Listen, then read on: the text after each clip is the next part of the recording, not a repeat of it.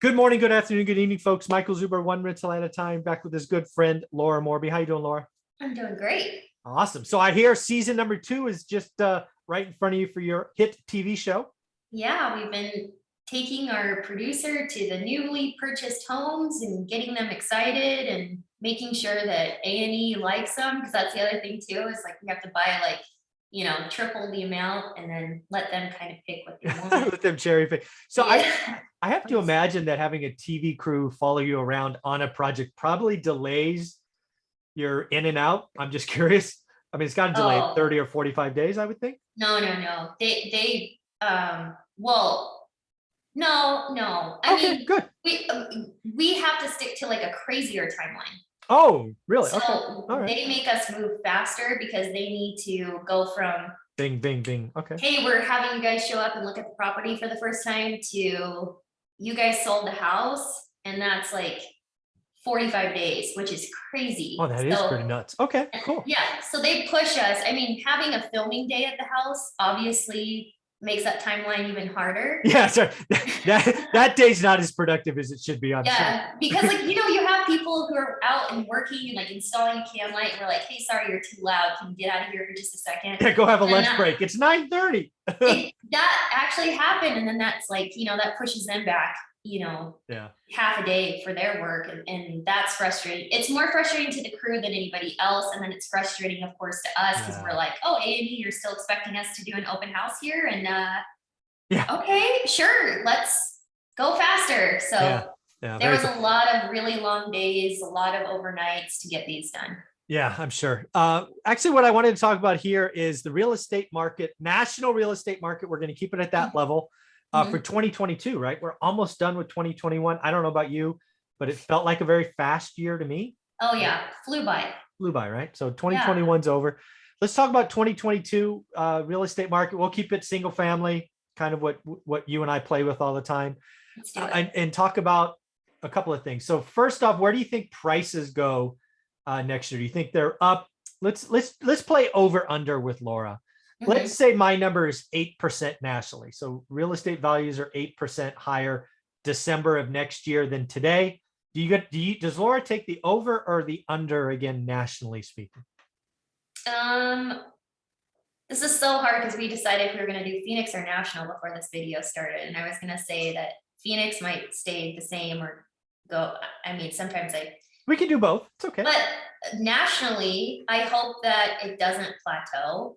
Okay. I hope it's more normal, but it might be slower just because last year was so crazy. Yeah. What do you think? So I definitely think so. First off, nationally speaking, I think it's 8 to 10%. And Just that normal. normal is 4%. So it's a little excessive, but part of that's Yeah. because inflation is 6%. Yeah. So Okay. if you take 10% minus 6, you get 4, which is normal. So Mhm. is it nominal or real numbers? But so that's nationally. I do think there are a couple of markets, one of which you are in, like Mhm. Boise, Mhm. Phoenix, Austin, kind of the top 3 national numbers, maybe even Fort Myers, Florida, Mhm. that I'm like, you might have a 1 to 4%, which again, if you add inflation, is actually a negative number, right? 6% Yeah. inflation, 3% growth, -3. I just think there are some markets, maybe the top 5, that went too far, too fast, and you Mhm. are destined for a flat year. Yeah. Which, as an investor, I love flat years because it's easier to identify the motivated seller, person Mhm. who's got to move, got to get out. That's a good time, right? Markets that are like this, I last year was terrible for me because I had to buy at a number that cash flowed and everybody wanted to outpay me. Right. Right. So I'm looking forward to a flat year. Again, I think Boise, Austin, Phoenix, Fort Myers, maybe there's 1 or 2 more that I'm not thinking of, are flat, but the nation, I think, goes up 8 to 10%. Okay. Yeah. That Yeah. Yeah. It's seem really hard reasonable? to get my head out of Phoenix because that's just what we live Well, and you're a breathe. top 1% producer, so that's Yeah. yeah. But yeah, I don't see a ton of, like price, like crazy equity growth here. I just don't. Yeah, I don't think Last year so. was too crazy. It was And I there's, think I saw 28%. Is that what you're seeing year to year? yeah, which is insane. And so there's just a few other extraneous things that are going on where I'm just like, it's gotta be more of a plateau here for Yeah, Phoenix. I for think sure. Phoenix, I think there are, again, 5, maybe it's 10 total that are pretty flat, but the nation's up. How about interest rates? What do you think about interest rates? Do you see that being higher next year than today, or are Oh you in the yeah, camp that deflation is coming? no, I think they're definitely going up, which is it. I mean, this is so funny because there's so many factors where you're like, oh, that's great, because then you're going to get a ton of buyers who are like, well, interest rates are going up. So Gotta then buy they're now. gonna hurry Yeah. and refi, they're gonna hurry and, you know, buy really quick. And that's great for me. But then it's like, you know, you can think of it as a bad thing too. It's just, there's so many, what anything should teach anybody about is being a chameleon. Like Yeah. nothing is ever gonna stay the same. None of us truly know. And you have to kind of be really quick to, you know, okay, I'm gonna go this way real quick. All right, I'm gonna go this way real quick. Like, you know, if interest rates start going up, I might start hitting my marketing to buyers again. Like Yeah, super exactly. hard, Yeah. because Yeah. that would be a good business decision for me. And so it's just like, how can you look at what's happening and really quickly pivot? Mhm. Pivot your marketing strategy, pivot how you're making sales, and figure it out to where you can take advantage of whatever's happening. Mhm. And the same thing for home flipping too. Like we were just having the time of our lives last year, mid-year. And now we're having some remnants of like kind of crap, you know? Because like you almost like you're playing the games if this is gonna last forever. And you know it's not, but you know, flipping is a 90+ day business. So stuff that we were working on 3-4 months ago is starting to affect us, and sometimes even longer because some of our stuff has sat there. Yeah. for You like don't a want to month. be ordering windows right now. No. So Windows are bad. Windows are 30 yeah, weeks. Some 30 yeah. weeks is crazy. So Crazy. it's just identifying and just deciding to switch it up. Yeah. And this past year has really has forced everyone to bob and weave through like whatever's happening. Yeah. And it's been fun. Like it's just been the greatest educational experience. It's been great. Nice. And so next year I do tend to agree. I think it's just going to be more normal. Like Yeah. not normal, but just like not as crazy where you've got like this crazy demand and super low inventory, and then it was just so weird. Do you remember what days on market in Phoenix bottomed at? Was it like 14 days or 16 days or something? Yeah, I think it was 14. Yeah. So That's got to increase, right? You think so? Let's just call the bottom 14 days. Do you think we get to 28 or 35 by the end of next year, days on market? oh yeah, Yeah. because that would That's be more far more average normal, for how yeah. we are usually. Yeah, 100%. Yeah. I And think which so is too. good for everyone to know too. And it's good for flipping too, because then you just know what you're getting into. You know, it's good for me too to educate my sellers.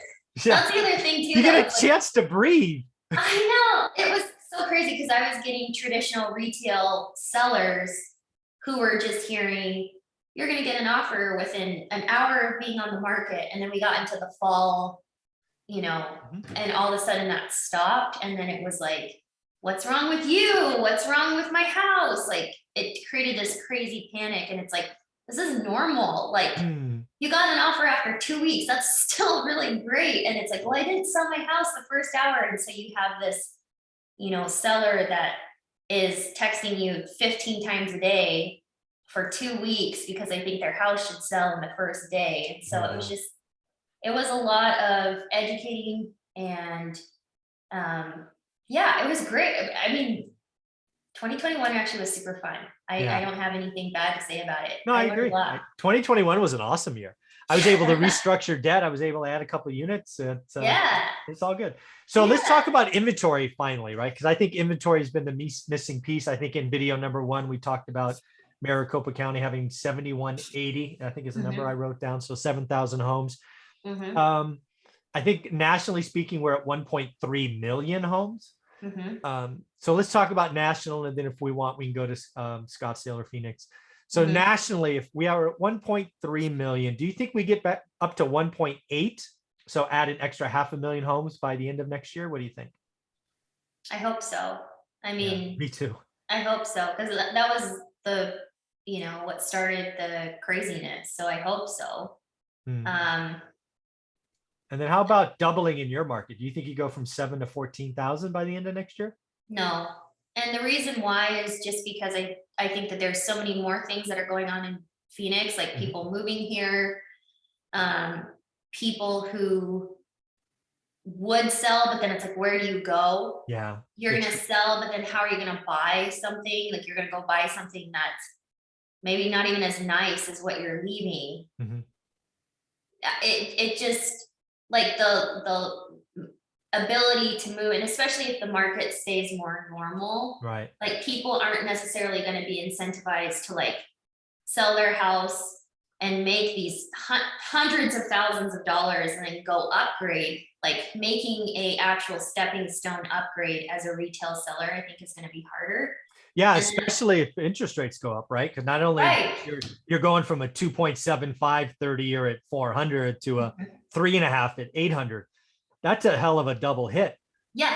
So I just feel like a lot of people last year were like, I'm moving from my, 2-story condo and I'm going to go move into a single family house with some land and maybe I'm going to get a pool. Hmm. And that was very doable. And so people are making these like incremental, like improvements to where they were living. Mhm. And I just feel like now it's going to be like, well, if I'm going to sell, then I'm going to essentially have to go buy something that's exactly the same or not as nice. And so I just feel like the incentive for people to sell retail wise is going to be a little bit less. And then also you have to factor into like a ton of people are still moving to Phoenix. And so it's like, Yeah. I think that we're going to still have an inventory problem. I think that we need to start building more. I think we need more affordable housing here because again, like pricing went through the roof. So we're like pricing out first time home buyers here, Yeah. or people are like first time home buyers are having to go buy a 1-bedroom, 1-bathroom without a laundry in their unit, and so it's like you reach a certain point to where those people are like, well, I'm not going to buy right now. Yeah. So, because Yeah. I don't want to live in a 1-bedroom, 1-bathroom where I have to go to a coin laundry. Like I'm fine. I'm out. Yeah. So I feel like Phoenix probably won't. And what does that mean too for our pricing? And here I am thinking our pricing is going to be more of a slow growth. And then as I'm saying this, it's like, I think that there's going to be a ton of things that kind of keep the market in check as the need is still there. Yeah, we will not, let's just, at least I'll say it, we will not repeat 20% appreciation in Phoenix next year. No. There's no way. There's no way. There's yeah, no way. when you get those compounding years, folks, it gets really unhealthy really fast. I lived through that. Fresno, California, I think 2004, 2005 was the #1 market back-to-back years. That did not end well. No, it's not good to do that.